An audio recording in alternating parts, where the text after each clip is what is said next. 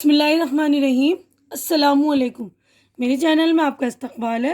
आज की ये वीडियो हमारी इंग्लिश स्पीकिंग कोर्स की है। आज हम 22वें दिन पर पहुंच चुके हैं।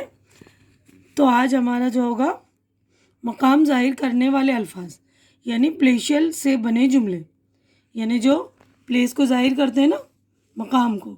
Over, among, between, beside, besides, with, by, to, of, in, into, at, on. Angrezi ज़बान की बनावट में हरूफ इजाफत प्रोपोजिशंस की बड़ी अहमियत है। अंग्रेज़ी ज़बान के तलबा को बड़ी एहतियात से इसका इस्तेमाल सीखना चाहिए। प्रोपोजिशन का ताल्लुक जगह, वक्त, तरीका वगैरह के साथ होता है और कुछ का वजह और रफ्तार के साथ। इन सब की मश्क बड़े ध्यान से करना चाहिए। प्रीपोजिशन अक्सर इस्म, ज़मीर या इस्म से मुतालिक दूसरे अल्फाज से ताल्लुक़ बनाते हैं।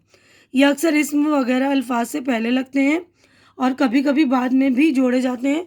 इनकी अच्छी तरह मश्क करके आप इन्हें आसानी से सीख सकते हैं। यानी हमें जो है हर चीज़ की प्रैक्टिस करनी पड़ेगी। ये प्रीपोजिशन है आज हमारा जो है, तो इसकी भी आप लोगों को प्रैक्टिस करनी पड़ेगी। तो जैसे ये किताब संदूक के ऊपर है, the book is on the table, ऊपर है ना ऑन, ठीक है। कंप्यूटर मेज़ पर है, the computer is on the table, तो कंप्यूटर मेज़ पर है, किताब संदूक के ऊपर है, तो दोनों में ऑन यूज़ हुआ है, ठीक है ना। क्लर्क सीट पर बैठा है, the clerk is at the seat, ठीक है ना। दरवाजे पर सब्ज रंग है, there is a green paint on the door, वालिद साहब दरवाजे पर खड़े हैं, father is standing at the door, मैं आपको घर पर मिलूँगा, I will see you at home, Neha कमरे में आ रही है, Neha is coming into the room, Shama और कमाल दोनों कमरे में हैं, शमा एंड कमाल both are in the room, गिलास में थोड़ा सा पानी और डालूंगा, I will pour some more water into the glass, लोग नदी में नहाते हैं, people bath in the river, हम बेंच पर बैठते हैं, we sit on the bench, लेकिन वालिद साहब आराम कुर्सी पर बैठते हैं, but father sits in the arm chair, आप मेज़ पर क्यों नहीं बैठते, why don't you sit at the table, floppy को कंप्यूटर में डाल दो, feed the floppy into the computer,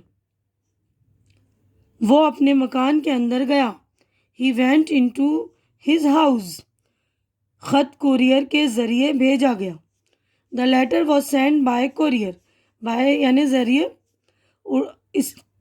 इसे उर्दू से अंग्रेज़ी में तर्जुमा कीजिए, please translate this from Urdu into English.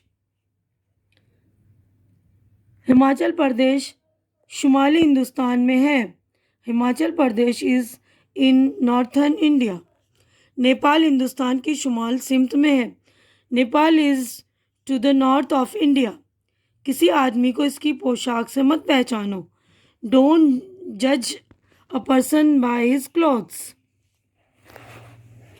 अब अगला सेंटेंस देखिए, मैंने दूध से बोतल भर दी, I filled the bottle with milk, ठीक है। शेर शिकारी के ज़रिए मारा गया, the tiger was killed by the hunter, hunter शिकारी को बोलते हैं, वो अपने भाई के पास खड़ा हुआ, he stood besides his brother, पास खड़ा है ना, बिसाइड, मैं हॉकी स्टिक से फुटबॉल खेल सकता हूँ, I kept football beside hockey stick, मिठाई शरीफ और महमूद के दरमियान तकसीम कर दो, divide the sweets between Sharif and Mahmood, between यानी बीच में, डिवाइड तकसीम करना, बांटना, शिमला पहाड़ों के बीच में वाक़ है, Shimla is situated among the mountains,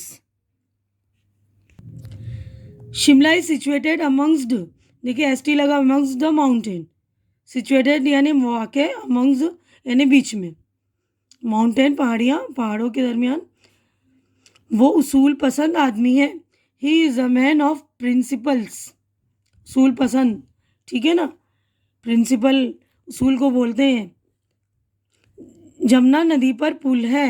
there is a bridge over the Yamuna river. गेंद को दीवार से ऊपर फेंको। Throw the ball over the wall. चिड़िया पुल के ऊपर उड़ रही हैं। Birds are flying over the bridge. किश्तियाँ पुल के नीचे हैं। Boats are under the bridge. Anees Raja और दानिश के बीच में खड़ा है। अनीस राजा और दानिश के बीच में खड़ा है। Anees is standing between Raja and Danish. Raqib Rafiq से आगे है। Raqib is in front of Rafiq. Rafiqa इनके पीछे खड़ी है। Rafiqa is standing behind him. Behind यानी पीछे, इनके पीछे खड़ी है, बिहाइंड। इन फ्रंट यानी सामने भी होता है, या आगे कह रहे हैं ना, तो इन फ्रंट सामने। हम तजबज़ में हैं।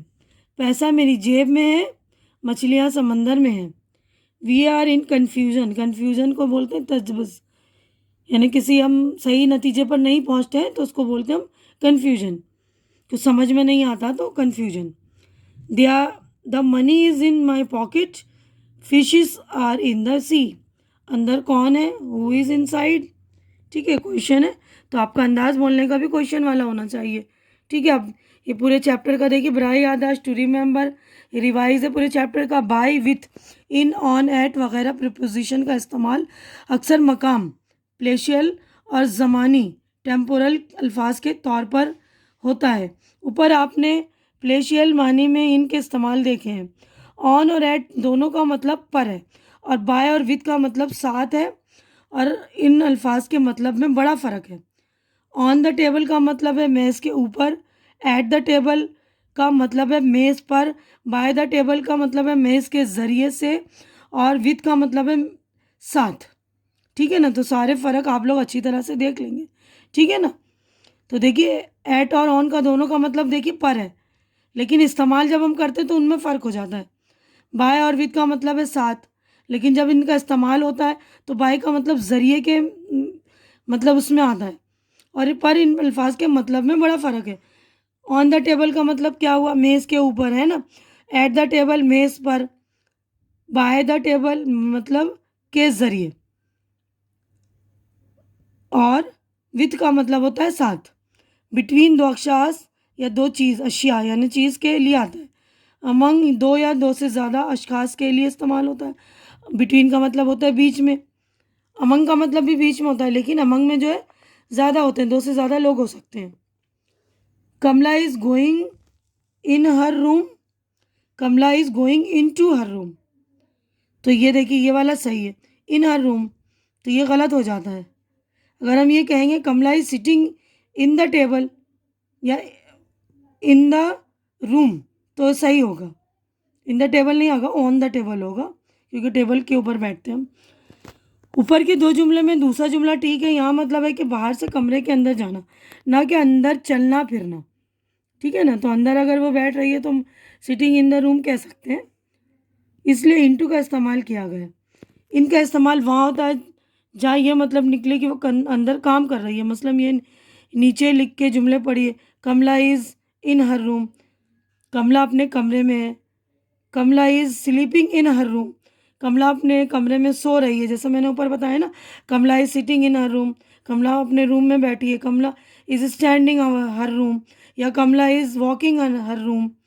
ठीक है, तो उसमें चल सकता है, लेकिन अब वो Kamala is going into her room, यानी बाहर से वो अंदर की तरफ जा रही है, तो इन टू होगा। ठीक है, तो उम्मीद कर रही हूँ कि मेरी ये वीडियो आपको पसंद आ रही होगी। तो पसंद आ रही तो इसे लाइक कीजिए, ज़्यादा से ज़्यादा शेयर कीजिए, ताकि ज़्यादा लोगों का फ़ायदा हो, ज़्यादा लोगों को अंग्रेज़ी मतलब इंग्लिश अच्छी हो, इंग्लिश में वो लोगों की पकड़ अच्छी बने। और आप भी बार बार प्रैक्टिस कीजिए, ताकि आप लोगों की भी इंग्लिश अच्छी हो, झिझक ख़त्म हो, और आपको इस्तेमाल करने में आसानी हो, फ्लुएंटली बोलें, यानी रवानी के साथ बोलना सीखें। और मेरे चैनल को सब्सक्राइब कीजिए, क्योंकि चैनल का सब्सक्राइब करना बिल्कुल फ्री है। आप लोग चैनल सब्सक्राइब करते हैं तो मेरा हौसला बढ़ता है, तो प्लीज़ मेरा हौसला बढ़ा दिया करिए। हमारी अगली मुलाकात अगली वीडियो में होगी, तब तक के लिए अल्लाह हाफिज़।